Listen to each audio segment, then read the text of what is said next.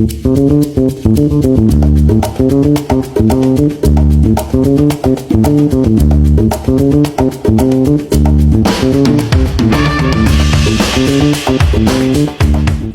Sobat Youth Generation, kembali lagi bersama kita di program Masyarakat Bertanya, Dewan Menjawab.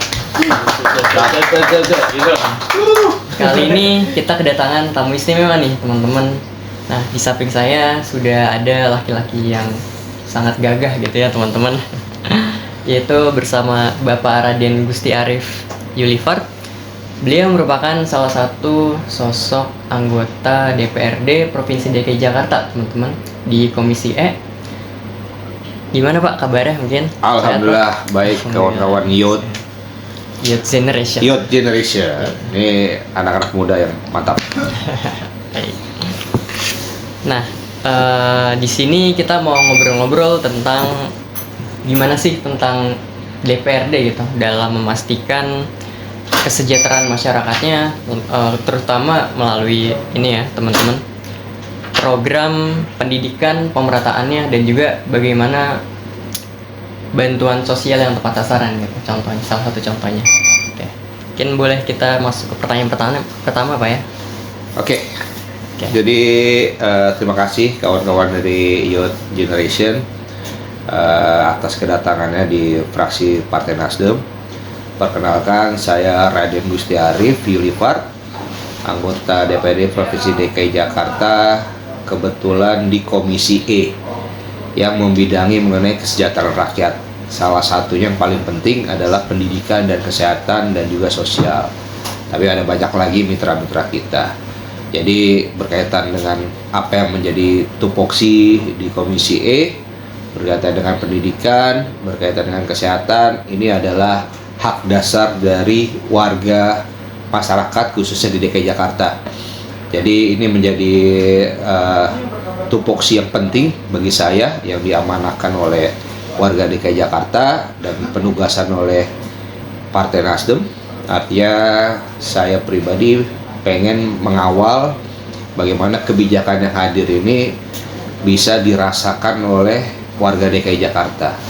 Jadi kita pengen adanya sifat keterbukaan, transparansi yang ada di pemerintah daerah, dan khususnya apa yang menjadi kebijakan yang dilahirkan oleh pemerintah daerah itu harus keberpihakannya kepada warga itu harus jelas.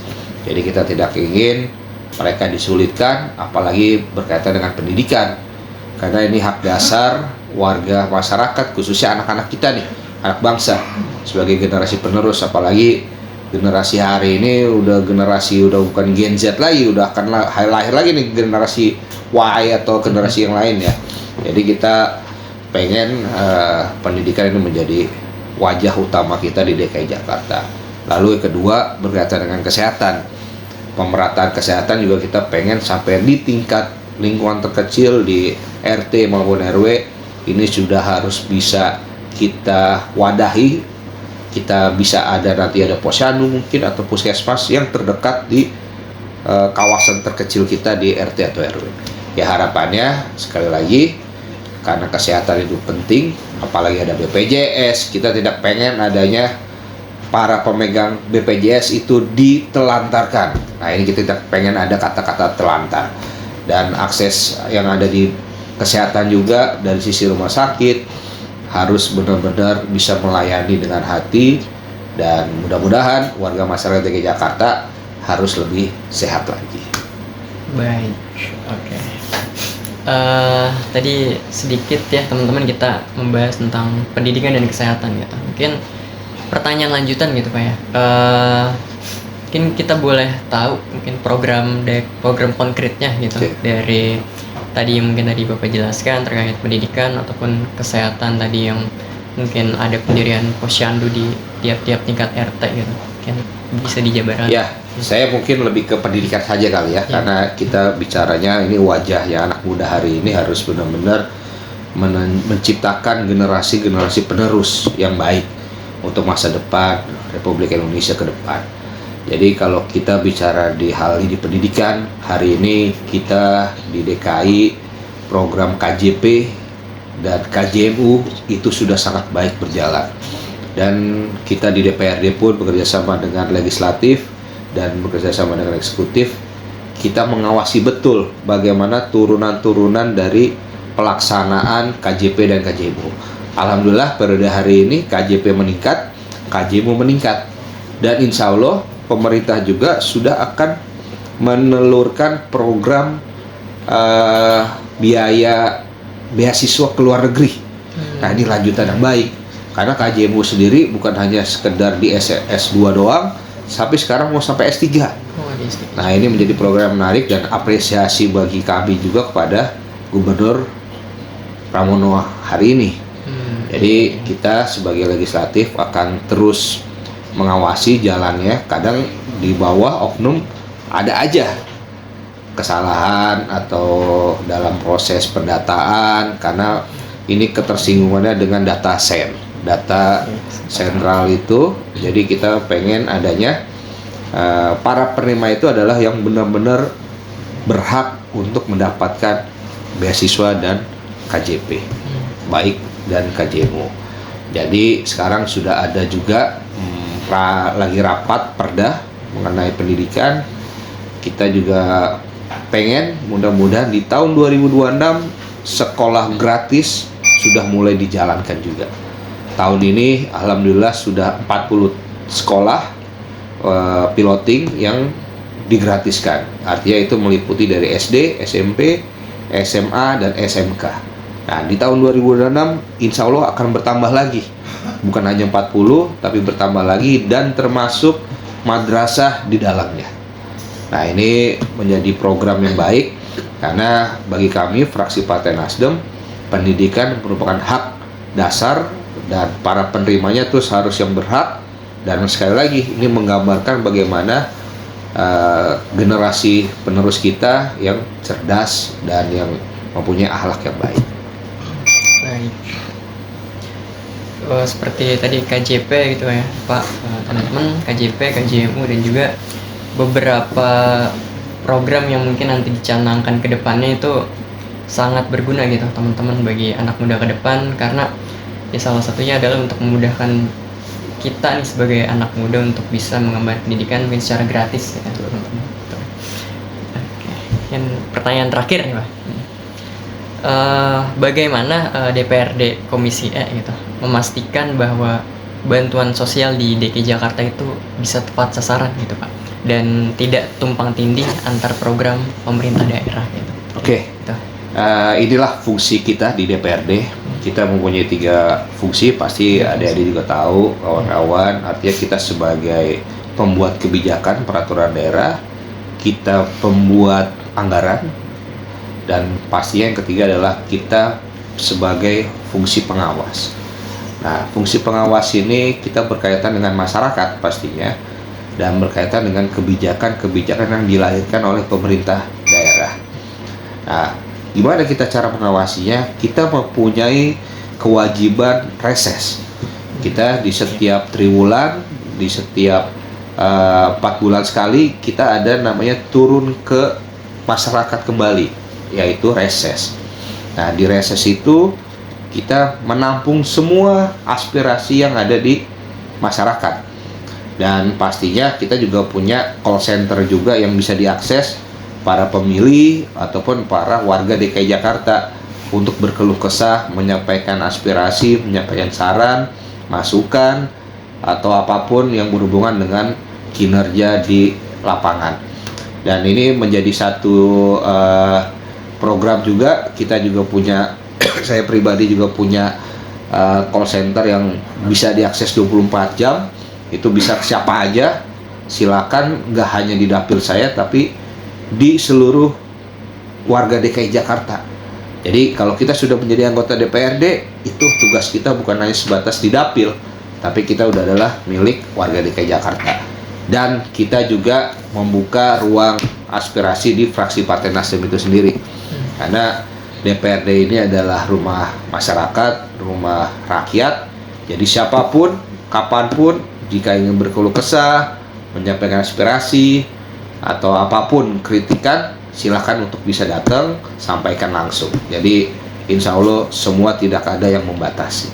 Nah, ini menjadi bagian dari transparansi kami, dan mudah-mudahan proses pengawasan ini kita juga nggak mungkin bisa tahu secara gamblang, karena kita nggak mungkin tahu semuanya kalau tidak ada masukan, tidak ada saran-saran dari masyarakat itu sendiri, apalagi berkaitan dengan kebijakan-kebijakan yang ada di warga DKI Jakarta. Baik, tadi kita bisa dengar ya teman-teman, pada dasarnya juga DPRD itu memiliki 3 fungsi utama gitu ya, fungsi legislasi, fungsi pembuatan kebijakan tadi, lalu fungsi penganggaran dan fungsi pengawasan teman-teman. Betul. Dan di DPRD DKI Jakarta sendiri tadi sudah dijabarkan oleh Pak Raden, kalau misalkan semua elemen atau masyarakat di Jakarta tuh bisa banget gitu menemui salah satu anggota DPRD, tidak terpatok oleh dapil masing-masing gitu. Karena DPRD Dewan Perwakilan Rakyat Daerah, bukan Dewan Perwakilan Rakyat Dapil gitu ya. Jadi sangat terbuka akan saran, kritik ataupun kebutuhan dari masyarakat DKI Jakarta. Jadi sangat disarankan untuk ya menemui gitu anggota-anggotanya. Karena balik lagi teman-teman, ini merupakan salah satu pejabat yang bisa kita berdayakan gitu Pak ya, ibarat katanya. Betul. Nah, terakhir mungkin pesan gitu Pak ke anak-anak muda ya, agar melek politik nih Pak. Oke. Saya berpandangan anak-anak muda hari ini sebetulnya sudah cukup kritis, sudah cukup melek terhadap politik. Kita melihat kejadian-kejadian kemarin, artinya itu timbulnya adalah dari inisiasi para pemuda itu sendiri, generasi-generasi hari ini. Cuma memang banyak mereka yang tidak mau berpartisipasi aktif di politik, entah dalam hal mereka politik dianggap mengerikan atau Betul. politik ini dianggap menakutkan. Betul. Sebetulnya politik ini riang gembira. Kita semua terbuka, kita semua di sini isinya di DPRD, kita mempunyai candaan masing-masing, tapi tetap tupoksi, fungsi, dan tugas utama kita dilakukan. Jadi kalau saya berpesan mungkin pada kawan-kawan muda, kita jangan cuma jadi penonton. Jadi kita harus ambil bagian di dalam politik, karena politik hari ini adalah bukan sekedar soal partai, tapi ini berkaitan dengan kebijakan. Apa yang dihasilkan dari sebuah proses politik itu adalah satu kebijakan yang bisa melahirkan apa yang dibutuhkan oleh masyarakat banyak dan masyarakat di sekitar. Nah, itu paling penting. Jadi pemuda hari ini harus bagaimana aktif, karena kita membutuhkan anak muda yang kritis, anak muda yang peduli akan haknya, dan pemuda yang bisa membawa aspirasi masyarakat terdekatnya, entah komunitas, entah di lingkungan sekolah, mahasiswa, ataupun di lingkungan perumahannya masing-masing. Ini yang kita pengen, adanya otokritik yang dibangun oleh para kaum muda. Jadi anak muda hari ini, ayo kita sama-sama bagaimana politik itu dibuat menggembirakan, karena setiap kalian bangun tidur ada lahir kebijakan politik di dalamnya. Kalau nggak ada ambil bagian, ya masa muda kalian cuman sebatas permainan game online. Baik, menarik teman-teman. Gitu intinya jangan jadi penonton, tapi juga harus ikut turun tangan gitu. Ya, betul. Terus berpartisipasi. Terima kasih Pak Arif atas penjelasannya, atas sharing-sharingnya pada episode kita kali ini. Lalu juga semoga masyarakat Jakarta gitu bisa merasakan langsung manfaat dari program-program DPRD terkait khususnya pendidikan dan bantuan sosial yang diperjuangkan oleh DPRD DKI Jakarta. Jangan lupa Sobat Youth Generation, terus ikuti Masyarakat Bertanya, Dewan Menjawab.